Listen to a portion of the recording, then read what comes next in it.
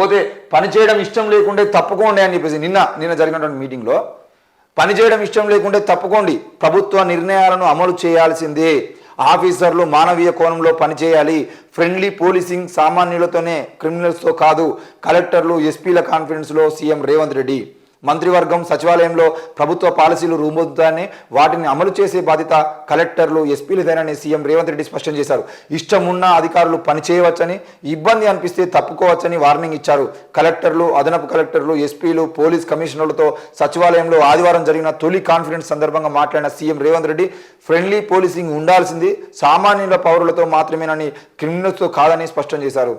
ఇక్కడ ఒక విషయం మనం గమనించినట్లయితే ముందుగా ప్రభుత్వ నిర్ణయాలను అమలు చేయాల్సింది అనే విషయంలో మాత్రం దయచేసి కేసీఆర్ ప్రభుత్వం చేసినటువంటి అవినీతి లాంటి కార్యక్రమాలు మీరు చేస్తే వాటిని యాజ్ ఇట్ ఈస్గా అమలు చేయాలి అని చెప్పేసి చెప్పకండి. ఇప్పుడు శ్మశాన వాటికల నిర్మాణం చేయండి అని అంటే శ్మశాన వాటికల నిర్మాణం భూములు ఎక్కడనే సార్ గ్రామాల్లో భూములు లేవు అని అంటే అసైన్ భూములను లాక్కొని కట్టండి అయ్యా, అవన్నీ నాకు చెప్తారా, నా దృష్టికి అవి తీసుకొస్తారా, భూములు లాక్కోండి అని చెప్పేసి కేసీఆర్ చెప్తే కలెక్టర్లు ఏమంటే ఎంపీడీఓలు చెప్పడం, ఎంపీడీఓలు ఏమో గ్రామాల్లో ఉన్న సర్పంచులకు కార్యదర్శులు చెప్తే ఎక్కడ అసైన్డ్ భూములు ఉన్నాయి, ఎక్కడ పేదల భూములు ఉన్నాయి, ఎక్కడ ఇంతకుముందు దళితులకు పంచినటువంటి భూములు ఉన్నాయి అని చూసి వాటన్నింటినీ లాక్కొని అక్కడ శ్మశాన వాటికలు కట్టిరు, లేదంటే ప్రకృతి వనాలు కట్టిరు, లేదంటే అవసరమైతే ఏంటి డంపింగ్ యార్డ్ల పేరుతో డంపింగ్ యార్డ్లు కట్టిరు. ఇట్లా వాళ్ళు ఐఏఎస్ అధికారులు, ఎంపీడీఓలు, సర్పంచులు, కార్యదర్శులు అందరినీ కూడా కేసీఆర్ అవినీతి పాలనలో భాగస్వామ్యం చేయడం జరిగింది.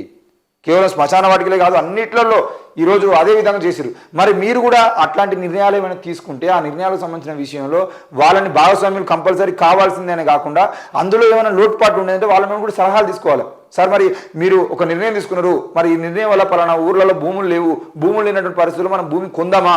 ఇప్పటివరకు శ్మశాన వాటికల పేరుతో కానీ మిగతా వాటి పేరుతో కానీ ప్రైవేట్ భూముల వ్యక్తులే అంటే ప్రైవేట్ వ్యక్తుల నుండి భూమిని కొనుగోలు ప్రయత్నం మనం చేయలేదు. అంటే గవర్నమెంట్ ఆస్తులు ఉన్నాయని చెప్పేసి వాళ్ళు చూపించారు. మరి అందులో అసైన్డ్ భూముల్ని లాక్కునే పరిస్థితి ఎందుకు చేసారు? అట్లాంటి పరిస్థితి వచ్చినప్పుడు వాళ్ళు కలెక్టర్లు చెప్పినా, ఎంపీడీఓలు చెప్పినా మీరు వినేటువంటి పరిస్థితి కూడా ఉండాలి. అమలు చేయాల్సిందే అని చెప్పి చెప్తే అమలు చేస్తున్నారు. ఆ అమలు చేసేటువంటి క్రమంలోనే ఈరోజు ధరణి పోర్టల్కి సంబంధించినటువంటి విషయంలో మీరు చాలా సీరియస్ అయ్యారు. అది పేదలను ముంచింది. ధరణి పోర్టు వల్లనే ఇక్కడ ధర్నా అంటే మొత్తంగా ఆ భూములకు సంబంధించిన పంచాయతీలు తెర మీదకి రావడానికి ప్రధాన కారణం ధరణి పోర్టల్ అని చెప్పేసి మీరు, మీ మంత్రులు, అలాగే మీ ఎమ్మెల్యేలు కూడా ప్రచారంలో చెప్పారు. మరి ధరణి పోర్టల్ని అధికారంలో ఉన్నటువంటి బీఆర్ఎస్ ప్రభుత్వం తీసుకొచ్చింది.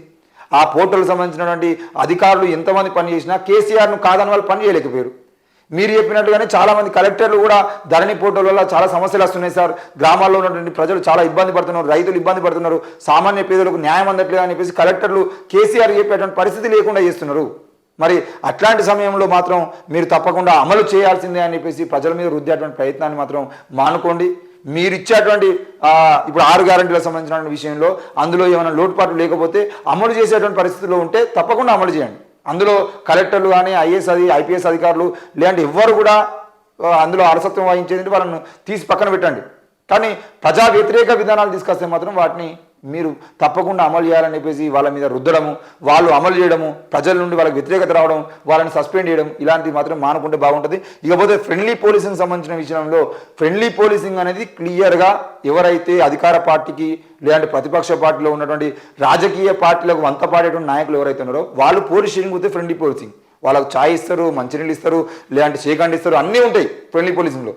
కానీ ఎప్పుడైతే సాధారణ ప్రజలు పోలీస్ స్టేషన్ పోతారో ఎస్ఐ గారు లేకపోతే ఎక్కడికి వస్తున్నావు నడు బయటికి అని చెప్పేసి నెట్టేటువంటి పరిస్థితి, కనీసం గేట్ లోపలికి వచ్చి కూర్చుందామంటే కూర్చునేటువంటి పరిస్థితి. చాలా పోలీస్ స్టేషన్లలో పార్కింగ్ ఉండదు. వాళ్ళు ఎక్కడైనా బైక్ పార్కింగ్ చేసుకుంటే బండి ఈడ పార్కింగ్ ఇస్తానంద్రా వేరే కాడ పెట్టుకుని రాపో, కనీసం మర్యాద ఇచ్చినటువంటి పరిస్థితి కూడా లేదు. పోలీసులు ఎదుటి వ్యక్తి ఈయన కానిస్టేబుల్ అయినంత మాత్రం ఎదుటి వ్యక్తి రారాపోగొట్టేటువంటి పరిస్థితి ఉంటుందా? కనీసం మర్యాద ఇచ్చేటువంటి పరిస్థితి లేదా? కనీసం ఎక్కడన్నా అరటి పండ్లు కొనుక్కుందామని చెప్పేసి పోతే ఆ అరటి పండ్లు కొనుక్కునే వ్యక్తి కూడా ఎదుటిగా వచ్చినటువంటి వ్యక్తి పెద్దోడైనా చిన్నోడైనా చెప్పండి సార్ అంటాడు. మరి ఇక్కడ వీళ్ళు మాత్రం పోలీస్ స్టేషన్లో కనీసం మర్యాద ఇచ్చేటువంటి పరిస్థితి లేనటువంటి చూస్తున్నాం. మరి ఫ్రెండ్లీ పోలీసింగ్ పేరుతో ఈ రాష్ట్రంలో గొప్పగా పోలీసు వ్యవస్థను చూపించేటువంటి పరిస్థితి అధికారులు చేస్తున్నప్పుడు కింది స్థాయిలో ఉన్నటువంటి పోలీసులు కూడా దాన్ని పాటిస్తే బాగుంటుంది. రౌడీలు, గూండాలు, లేదంటే రాజకీయ పార్టీలో దందాలు చేసేటోళ్ళు, భూ కబ్జాదారులు, ప్రజల్ని బెదిరించి పబ్బం కట్టుకునేటువంటి ప్రజలు ఎవరైనా నాయకులు ఎవరైనా వస్తే వాళ్ళకి సెల్యూట్ కొట్టేటువంటి పోలీస్ అధికారులు, సాధారణ ప్రజలు కూడా అదే గౌరవం ఇస్తే బాగుంటుంది. పోలీసుల మీద నమ్మకాన్ని పోయే విధంగా పోలీసులు బిహేవ్ చేస్తే అది పోలీస్ వ్యవస్థకే ప్రమాదం. కాబట్టి పోలీస్ వ్యవస్థ ప్రమాదంలో పడితే మొత్తం రక్షణ వ్యవస్థనే నాశనం అనేటువంటి అవకాశం ఉంటుంది. కాబట్టి దయచేసి పోలీసుల మీద మంచి ఒపీనియన్ వచ్చే విధంగా ప్రజలతో మలుచుకుంటే బాగుంటుంది. వీలైనంత వరకు సాధారణ ప్రజలు ఎవరొచ్చినా కూడా వాళ్ళకి సరైన న్యాయం అందే విధంగా పోలీసులు ప్రవర్తిస్తే బాగుంటుందని చెప్పేసి మనం కూడా కోరుకుందాం. క్రిమినల్స్తో వీలైనంత వరకు ఒకవేళ పోలీసులు ఎవరైనా క్రిమినల్స్తో కనుక స్నేహం చేస్తే తప్పకుండా ఆ ముద్ర అనేది గా కానిస్టేబులా గా ఎస్ఐయా వాడు పలానా వంతు దోస్తాన్ని ఇతడు దొంగవాడు అని చెప్పేసి అనే పరిస్థితికి దిగజారిపోతున్నాడు. కాబట్టి దయచేసి సాధారణ పోలీసులు కూడా కానిస్టేబుల్ లేదంటే హోంగార్డులు ఎస్ఐలు ఏఎస్ఐలు వీళ్ళందరూ కూడా వీలైనంత వరకు సాధారణ ప్రజలు కూడా గౌరవం ఇచ్చేటువంటి పరిస్థితి పోలీస్ స్టేషన్లో రావాలని చెప్పేసి కోరుకుందాం.